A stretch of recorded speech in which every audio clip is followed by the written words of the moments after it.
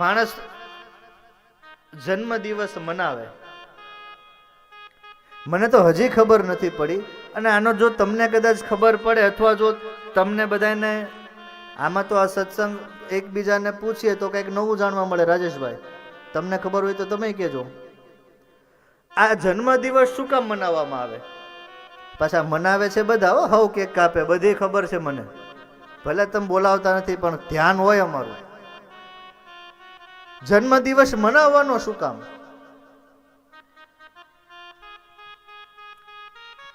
પિતા કહે કે મારો બાળક 20 વર્ષનો થયો, પણ કાળ કહે કે 20 વર્ષનો નહીં, 60 નો જ રહ્યો, એનું ખાલી 80 જ વર્ષનું આયુષ્ય છે, એમાંય 20 ગયા અને તું પાછો કેક કાપે છે.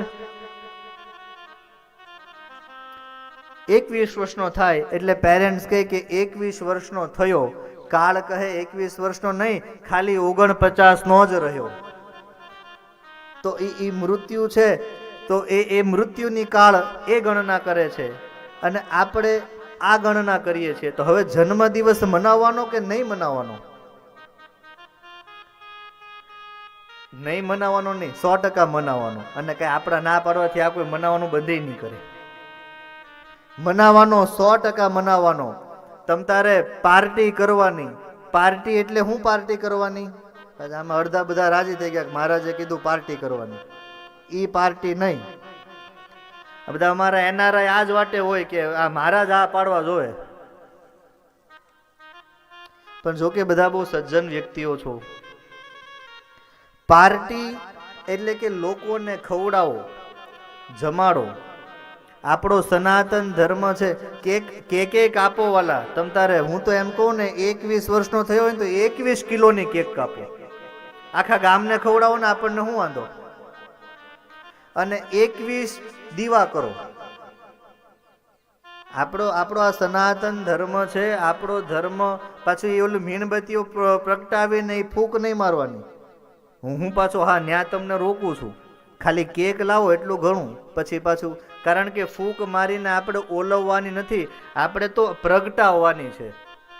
દીપમાળાઓ કરો, જન્મદિવસ છે, તમારે ત્યાં સત્કર્મ કરો, પાર્ટી કરો. નો ડાઉટ, જે 50,000નું જે પાર્ટી કરો છો એ 50,000 માંથી 5,000ની સત્યનારાયણની કથા એ ગામના મહારાજને બોલાવીને કરાવડાવો. એના ઘણા બધા ફાયદા છે. અને પાર્ટીના તમે જેટલું વિચારો છો ને એટલા ફાયદા નથી. પાર્ટીમાં કેવું થાય ખબર? આજે 5 લાખની પાર્ટી કરીને તો આવતીકાલે એ 50 માંથી 5 જણા એવા હશે કે યાર પાર્ટીમાં મજા ન આવી. હવે ઓલાએ 50 લાખ રૂપિયા વાપર્યા છે, 5 લાખ વાપર્યા છે કે 5,000 વાપર્યા છે, પણ કહેવા શું મળે? યાર મજા ન આવી.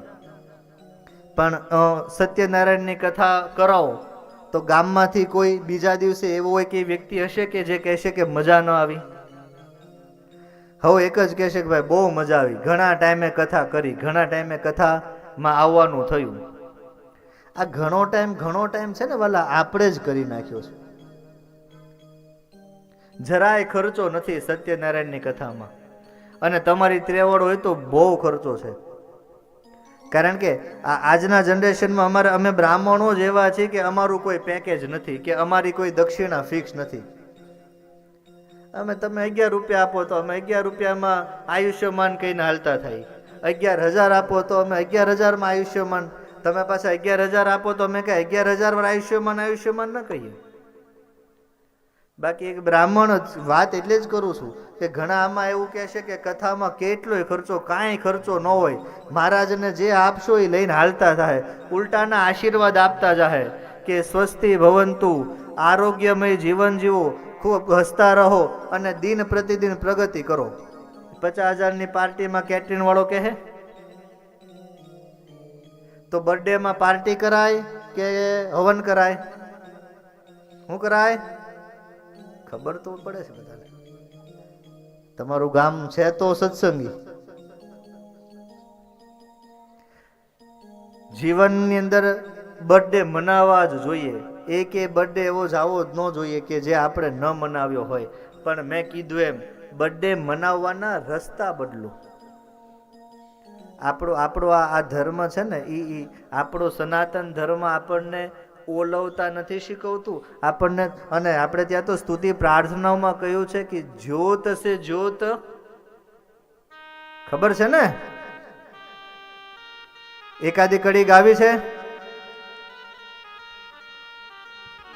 ज्योत से ज्योत जगा के चलो, प्रेम की गंगा बहाते चलो.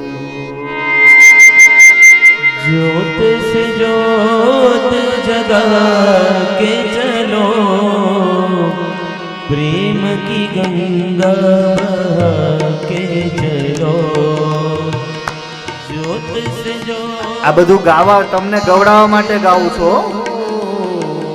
ज्योत से ज्योत जला के चलो, प्रेम की गंगा बहाते चलो, प्रेम की गंगा बहाते चलो.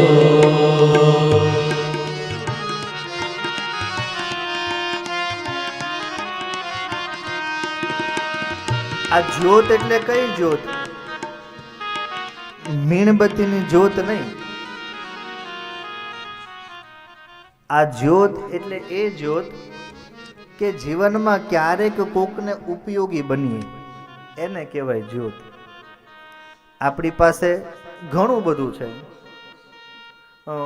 પેલા પાસે કંઈ નથી, થોડીક એને જરૂરિયાત છે, અને આપણને ઠાકોરજીએ જરૂરિયાત કરતાં વધારે આપ્યું છે, તો થોડી એને હેલ્પ કરી દઈએ. આ જ્યોત છે.